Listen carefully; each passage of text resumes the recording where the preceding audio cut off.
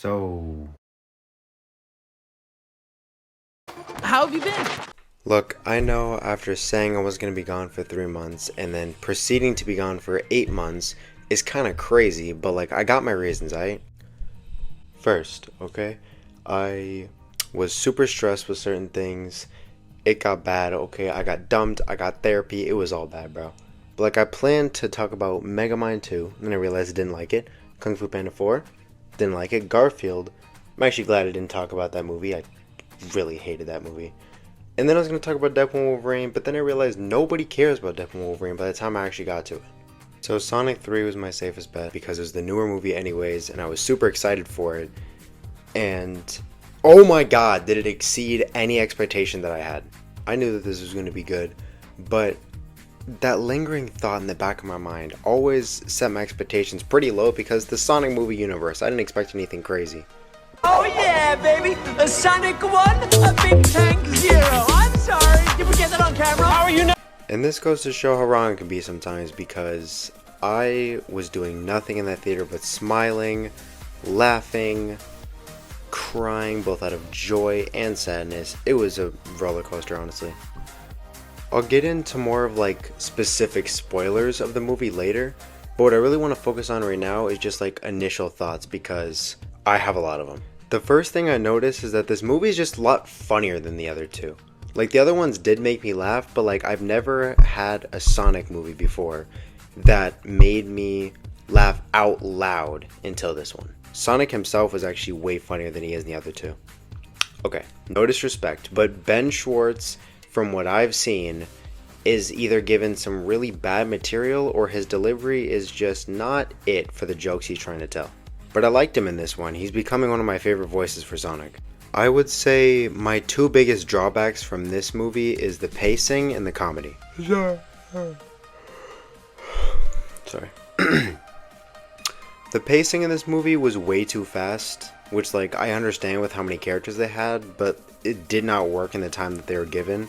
And the comedy, man, was just so intrusive. Konichi, what? This nigga is trash! Like, there will be scenes that get like genuine emotion out of me, and then it cuts to Eggman, and I'm taken out of it a little bit because even though I love Jim Carrey and he's so funny, I just don't think the comedy was always in the best scenes because it takes away from a lot of the serious moments.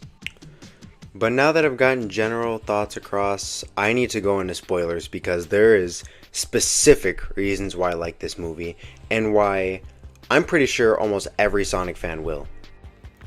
One, that opening, dude. Oh my freaking god. It immediately got you in like that mindset that Shadow is going to be a really good villain for this story. When we're done, there won't be anything left. Hey, no cheat code!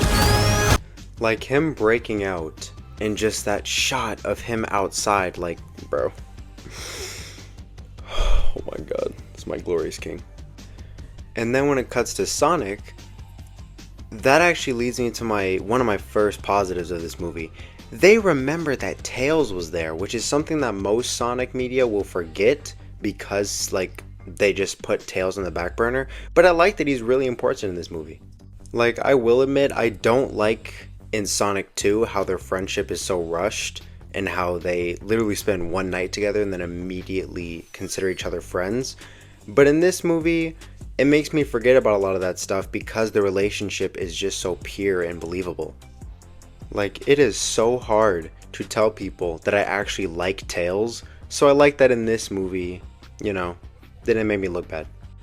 Another part of this movie that is like established in this opening scene is that Tom and Sonic's relationship just continues to grow, and it continues to be one of my favorite things in these movies. There's just something so nice about seeing these two on screen when you have to remember that the first interaction, Tom literally tried to assassinate Sonic, but it's okay because now they're family. Ow. But after this, Gunn asks for Team Sonic's help, love that they call him Team Sonic by the way, and they have their first face-off with Shadow, which is just, man, it speaks for itself, honestly.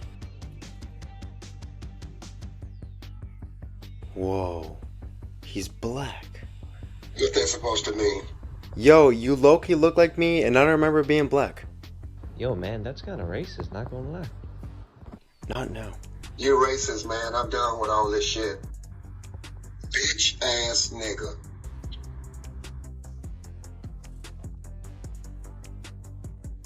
The exaggerated swagger Loki goes crazy.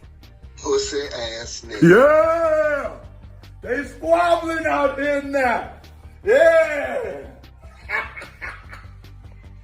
They get to fighting, and it sets up another arc that I like, that Tails and Knuckles really want to be a team because they're called Team Sonic, but Sonic still kind of does things by himself, which I actually really like.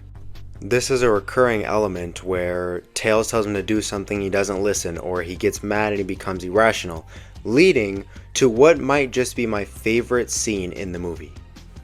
The setup is that Tom pretends to be the old guy, I forgot his name, but Shadow almost kills him basically, and Sonic gets so mad that he wants the Chaos Emerald so he can go supersonic and send Shadow 6 feet under, and him, Tails, and Knuckles have a disagreement about it, and it's so good, and I like that scene so much because you can feel all of their emotions and all of their conflicting thoughts. It's stuff like this that really makes me appreciate the movie more because it adds to Sonic's arc of originally trying to understand Shadow, but now that he's put his family in danger, he wants revenge, realizing that he can't become just like Shadow, which also goes hand in hand with Shadow's arc. And I will save Shadow and Eggman and like all the important characters till the end. But Knuckles is another one that I really liked in this movie because of that one scene. Now obviously he gets points in the movie where he just gets to do his own thing, and that's also why I like him. But that scene encapsulates his character because he says, yo, I made a promise to you and Tails, even if you want to break that promise, I'm not going to. And all this again just really goes with Sonic's character because it makes you feel for him. When Tom gets hurt, it makes you feel for him and understand why he's so angry, but at the same time, it's just really freaking cool to see Sonic this angry. But moving on to a different character that I really liked in this movie, Robotnik and Gerald Robotnik, or I guess Eggman and Gerald Robotnik, they had a really good dynamic that I loved a lot. I know that I already kind of have so far, but now is where I'm getting into like big spoiler territory, so just beware. So I really liked Eggman's whole thing about family in this movie because it was also a throwaway line in the very first movie. Before I was a toddler, I was spitting out formulas while you were still spitting up formula. I was breastfed, actually. Nice. Rub that in my orphan face. I like that they brought that back because I actually really liked that element of his character in this movie. It adds to a lot of scenes.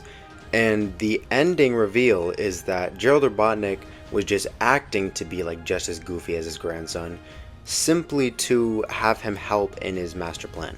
And yeah, you know, Eggman trying to kill Sonic twice, setting up a robot to almost destroy Green Hills, that stuff's bad, but is nothing compared to his grandfather trying to blow up the frickin' Earth. And I like that escalation because then he turns serious, you know, he says because Maria died, he's going to kill all of humanity and himself. It gets really, really dark towards the end. And I also like the fight that him and Eggman have because yes, even though it's goofy, it's to show that like, even though Eggman is pretty heartless, he doesn't really believe in blowing up the entire Earth. And the way they killed him was hilarious. Honestly, one of my favorite jokes in the movie is how they killed him because of just how like quick and simple, how shocking it is really. I was not expecting them to kill him in such a goofy way. But after that is where I want to talk about this movie's best character. Wade. I'm playing. It was a crime how little screen time he got though. But who I'm actually talking about is Shadow. He is easily this movie's strong suit. It is the best character in this movie just on his relationship with Maria alone. The montage between them was honestly pretty sad. Like I was invested, bro. It was wild, the relationship that they set up between them, the music that was playing, the dialogue that was, you know, there. It was a lot. I do find it a bit strange that they changed some of the like elements from the story. Like she's not even sick in the movie and they don't live in space. I get that's probably because they were trying to stick to like this more down to earth version of the Sonic universe, but it's still a bit of a missed opportunity because it doesn't have that same emotional weight as Sonic Adventure 2. But it's alright, you know, I was still fully invested and I felt bad when she died, so I guess they did their job right. She didn't get shot, missed opportunity, but you know, whatever. You know, besides that, you know, Tom and Maddie were fine. I don't think there's any more characters. Huh? What you mean I'm forgetting a character?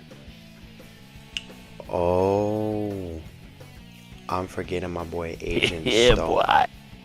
But how could I forget him when he's unironically one of my favorite characters of this movie? Scratch that. One of my favorite characters of the entire trilogy.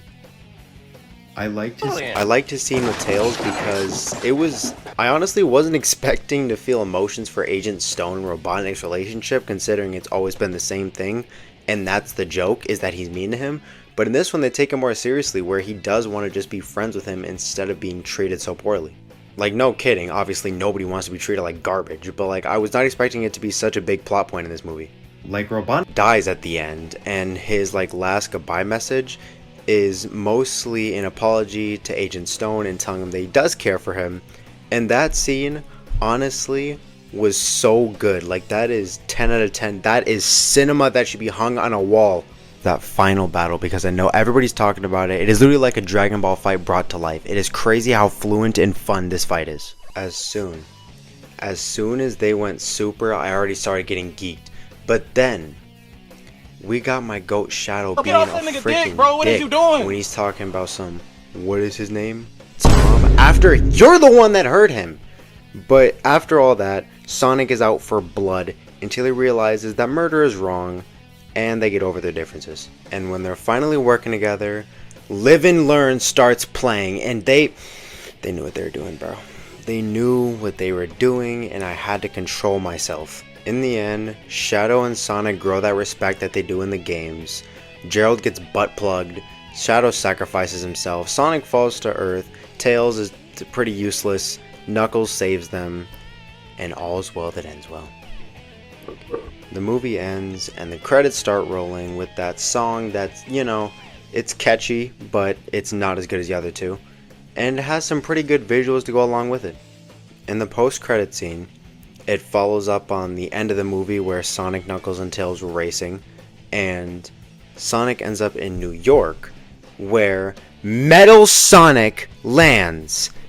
And, oh my god, as soon as I was getting hype about that, and as soon as they introduced an army of Metal Sonics, Amy showed up to amp up my excitement even more. I'm so excited for whatever they have planned for Sonic 4, and I'm so glad that we already know it's coming. And without Jim Carrey, I'm kind of curious on what it's going to be about, especially because in the end credit scene, it shows that Shadow's still alive. So the next movie, I just hope they don't have a problem with balancing all these characters, since there's going to be a lot this time around. But yeah, those are my thoughts on Sonic 3. Overall, 8 out of 10. It was a really good movie that just happened to have some flaws that held it back a little bit. But overall, I love my experience. Out of all three of them, I don't know, I gotta watch them again. I don't know if this really has the best story and structure, but it's definitely the best experience out of the 3 Sonic movies so far. I definitely would recommend this because it is so entertaining and so good. But if you are a Sonic fan, I recommend it 10 times more. Matter of fact, I shouldn't even be recommending it because you should have saw it already. But if you haven't somehow, please go watch it. I highly recommend it. It is so good. But yeah, Sonic 3 was good. I'm back. I won't leave for 8 months. I'm gonna stop promising when I'll be here and when I won't, because it hasn't worked out so far, but I will not be gone for another 8 months. But it's like 2:20 a.m. right now, and this took like all my energy, so I'm gonna go to bed. I'll see you guys in the next video.